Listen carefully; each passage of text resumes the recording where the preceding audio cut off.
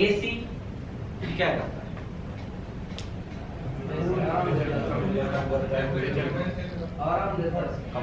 आराम देता है। कैसे देता है?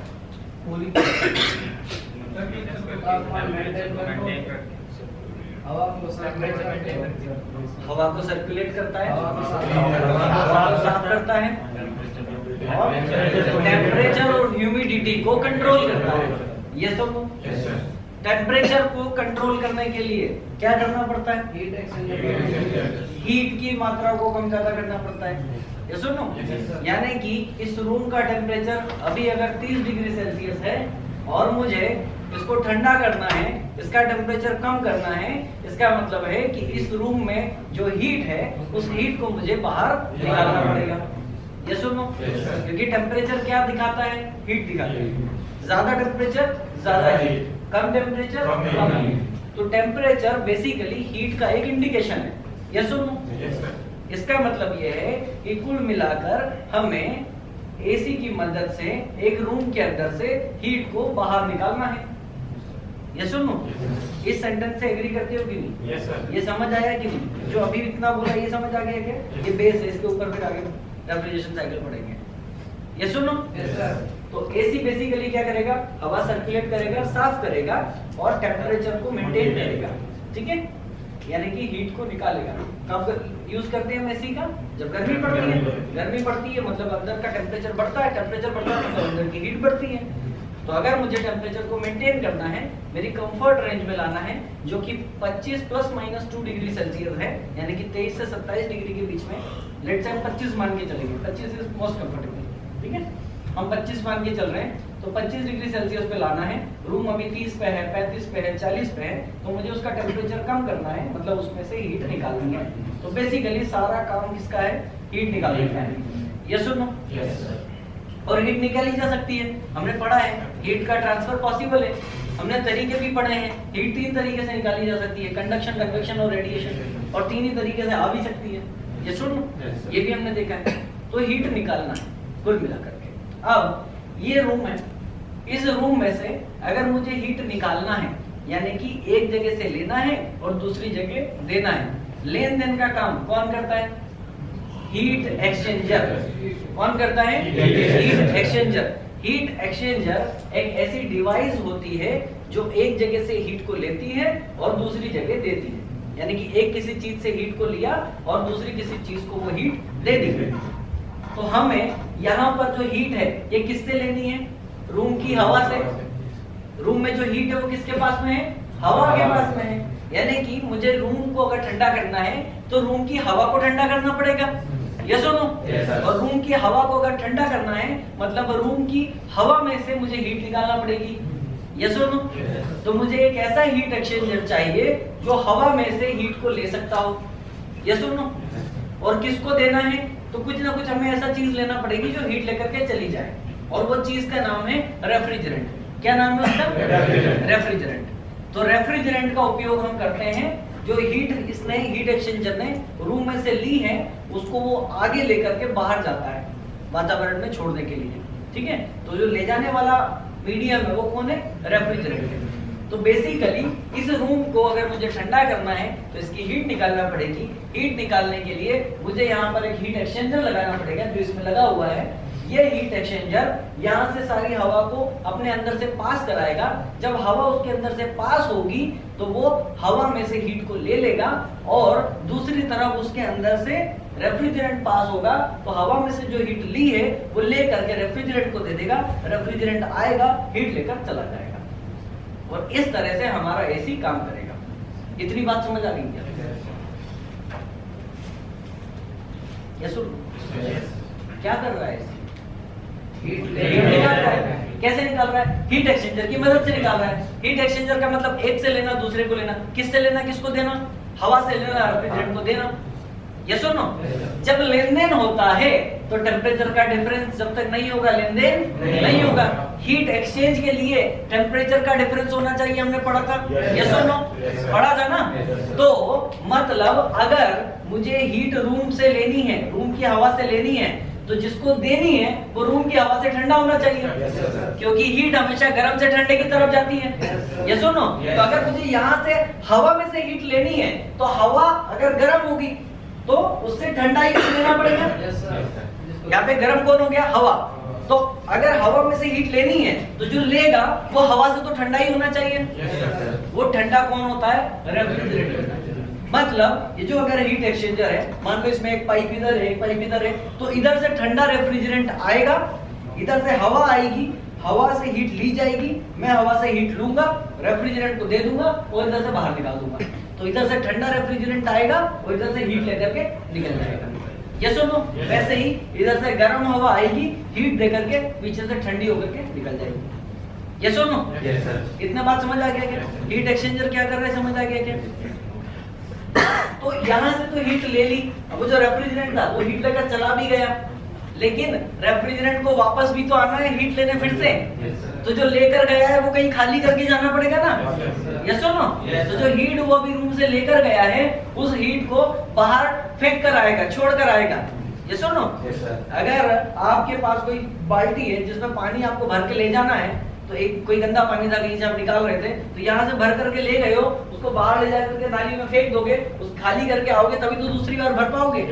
यस और नो? तो वैसे ही जो हीट रेफ्रिजरेंट ने यहाँ से ली है उसको बाहर वातावरण में छोड़ दिया जाता है।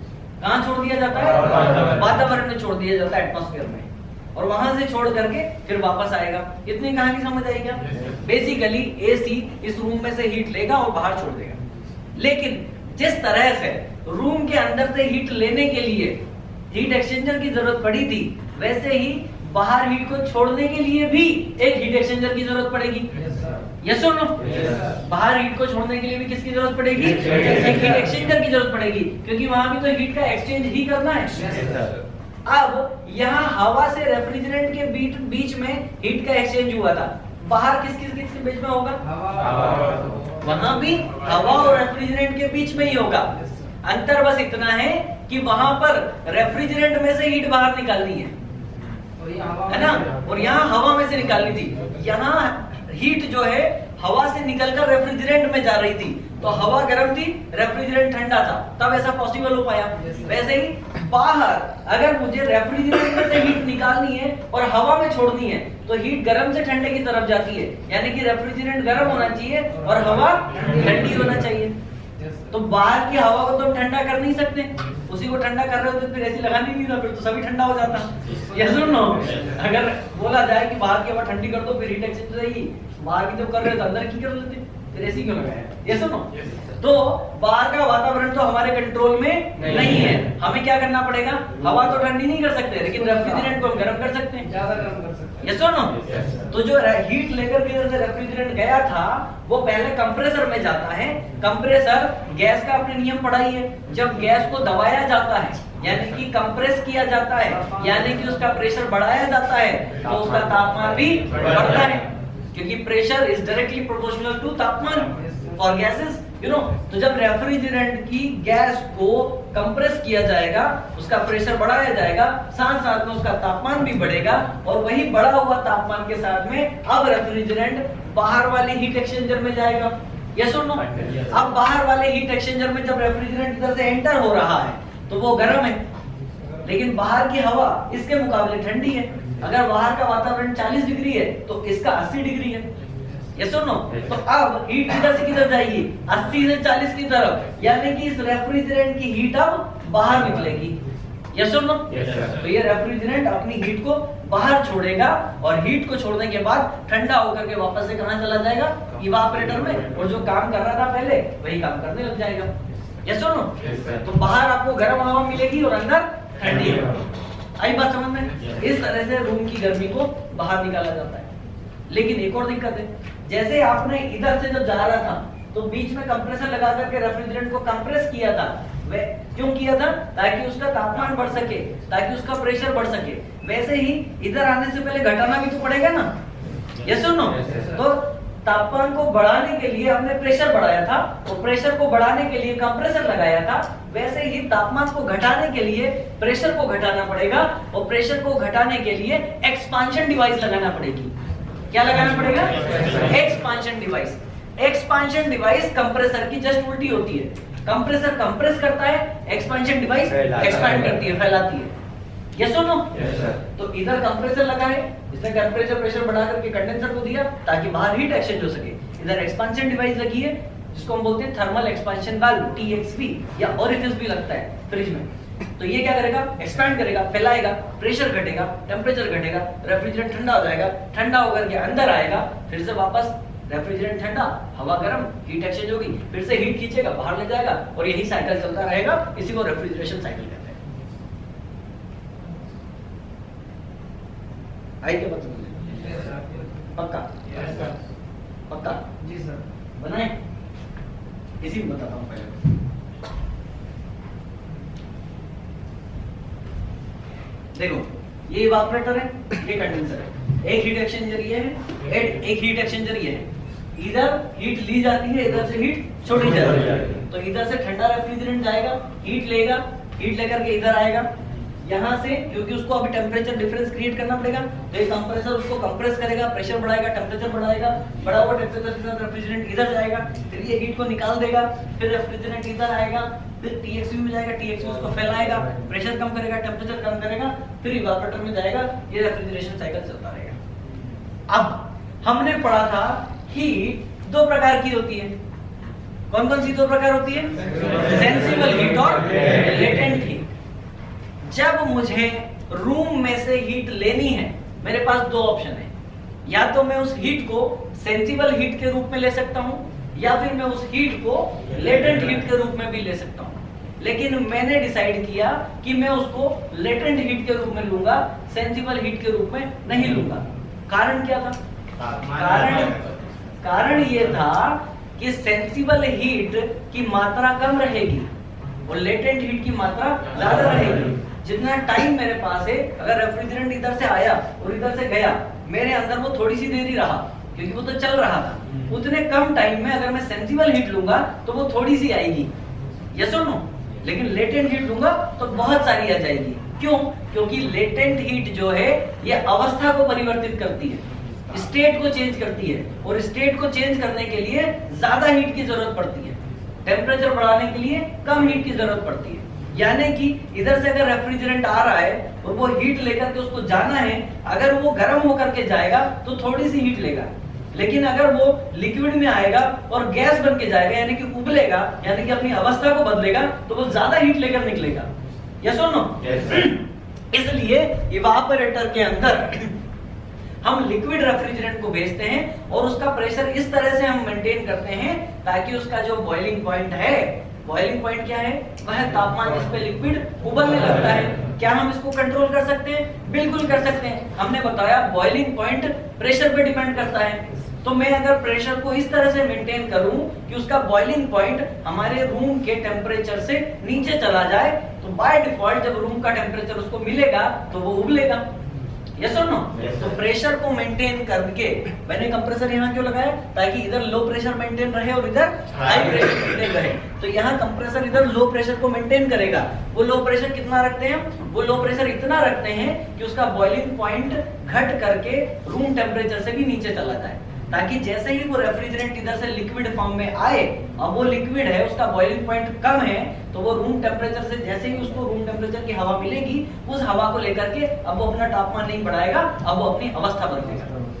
तो अवस्था बदलनी है कि तापमान बदलना है, कौन डिसाइड कर रहे हैं? हम डिसाइड कर रहे हैं। कैसे कर पा रहे हैं? प्रेशर को मेंटेन करके, यानी कि कंप्रेसर की मदद से, यस और नो? तो कंप्रेसर वहां पर उसको मेंटेन करेगा प्रेशर को, जिससे बॉइलिंग पॉइंट मेंटेन होगा और ये डिसाइड होगा कि यहाँ से मुझे लेटेंट हीट लेनी है और वहां से मुझे सेंसिबल हीट लेनी है, यस और नो? जब वही यहाँ से लेटेंट हीट लेकर के निकलेगा, मतलब अपनी अवस्था बदलेगा, यानी कि रेफ्रिजरेंट जाएगा लिक्विड में, निकलेगा गैस में, यस और नो? फिर कंप्रेसर के पास गया, कंप्रेसर ने उसका प्रेशर बढ़ाया, प्रेशर बढ़ेगा तो टेम्परेचर बढ़ना ही है। टेम्परेचर बढ़ रहा तो कौन सी हीट हो गई? Sensible heat. जहाँ टेम्परेचर बढ़ता है कौन सी हीट? Sensible heat. तो यहाँ सेंसिबल हीट होगी। फिर यहाँ से गया आगे, हमने सेंसिबल हीट क्यों दी? हम चाहते ही थे कि उसको सेंसिबल हीट दे, क्योंकि हमें टेम्परेचर का अंतर क्रिएट करना था ना, और टेम्परेचर का डिफरेंस तो टेम्परेचर बढ़ने पे ही क्रिएट होगा, और टेम्परेचर बढ़ाने के लिए तो सेंसिबल हीट की जरूरत पड़ती है, इसलिए कंप्रेसर में हमने सेंसिबल हीट दी, यस और नो? फिर वही सेंसिबल हीट लेकर के वो गया कंडेंसर में। अब इसके पास दो हीट है, एक तो हीट जो लेटेंट उसने अंदर से खींची थी रूम से, दूसरा जो कंप्रेसर में थी वो सेंसिबल हीट। दो हीट हो गई, ज्यादा हीट के साथ वो गया कंडेंसर में। अब कंडेंसर में जैसे ही गया, अब हमें डिसाइड करना है कि यहाँ इसमें से कौन सी हीट निकाले, लेटेंट निकाले कि सेंसिबल निकाले। कंडेंसर छोटा है, उसके पास टाइम कम है, आया है जल्दी से जाना है, यस और नो? तो उतने कम टाइम में अगर हीट एक्सचेंज करना है, सबसे अच्छा तरीका कौन सा है? लेटेंट हीट, यस और नो? जब कम टाइम में ज्यादा हीट निकालनी है तो लेटेंट हीट। एक कारण तो ये हो गया। दूसरा, अगर हमने उसको लिक्विड से गैस बनाया था तो वापस भेजने से पहले लिक्विड तो बनाना ही पड़ेगा, यस और नो? तभी तो साइकिल चलेगा, वरना एक ही बार यूज हो पाएगा। तो वापस लिक्विड बनाना हमारी मजबूरी भी है और उसका फायदा भी है। तो मैं क्या करूंगा, इधर फिर से लेटेंट हीट निकालूंगा। तो लेटेंट हीट निकालने के लिए क्या करूंगा, अब मैं इधर का प्रेशर बढ़ाऊंगा, जो कि हम ऑलरेडी बढ़ा ही रहे थे। और उस प्रेशर को हमने इस तरह से बढ़ाया कि अब ये जो रेफ्रिजरेंट है इसका बॉइलिंग पॉइंट ऊपर चला गया, क्योंकि प्रेशर बढ़ता है तो बॉइलिंग पॉइंट भी बढ़ता है, सबने पढ़ा है। तो प्रेशर बढ़ा, बॉइलिंग पॉइंट बढ़ गया। अब ये बढ़ा हुआ बॉइलिंग पॉइंट इतना है कि एटमॉस्फेयर का जो टेम्परेचर है उससे ज्यादा इसका बॉइलिंग पॉइंट है। मतलब ये जो गैस इधर से आ रही है, अगर उसको गैस के रूप में रहना है तो बॉइलिंग पॉइंट से ऊपर रहना पड़ेगा, लेकिन बॉइलिंग पॉइंट ही हमने ऊपर चढ़ा दिया, जो इतना उसको मिल नहीं रहा है, तो वो गैस में रह ही नहीं सकता, उसको मजबूरी में लिक्विड बनना पड़ेगा, यस और नो? इसीलिए कंडेंसर में आकर के वो गैस से लिक्विड में कन्वर्ट हो जाएगा, क्योंकि जो गैस यहाँ पर थी उसका बॉइलिंग पॉइंट बहुत ज्यादा है, और बॉइलिंग पॉइंट ज्यादा होने की वजह से उतना टेम्परेचर उसको मिल नहीं पा रहा है, वो तो ठंडा हो रहा है, ठंडा होकर के वापस क्या बन जाएगा, लिक्विड बन जाएगा। तो यहाँ पर कंडेंसेशन हो जाएगा, गैस